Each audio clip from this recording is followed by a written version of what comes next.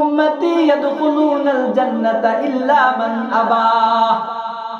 আমার উম্মতের সবাই জান্নাতে যাবে ইল্লা মান আবা, তবে ওই একদল জান্নাতে যাবে না।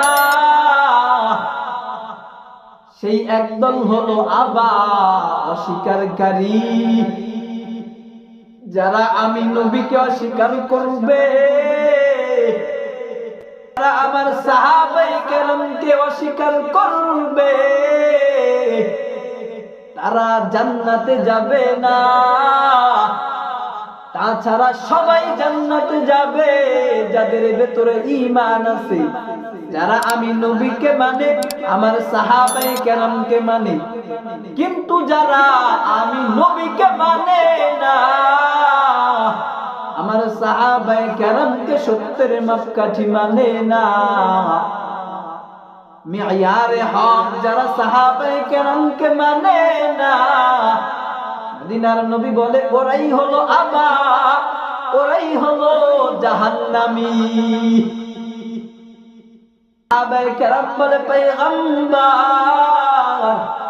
কিলা মান আবা ইয়া রাসূলুল্লাহ, অস্বীকারী কে ওগো নবীজি জানায় দেন।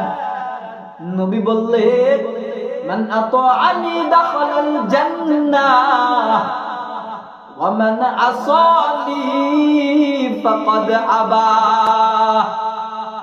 মদিনার নবী জানায় দিলেন, যারা আমি নবীর অনুসরণ করবে ওরাই হলো জান্নাতি, আর যারা আমি নবীকে মানবে না ওরাই হলো জাহান্নামী, ওরাই হলো আবা। এজন্য আমি যদি আদর্শবান হইতে চাই, নবীর আদর্শের বিকল্প না।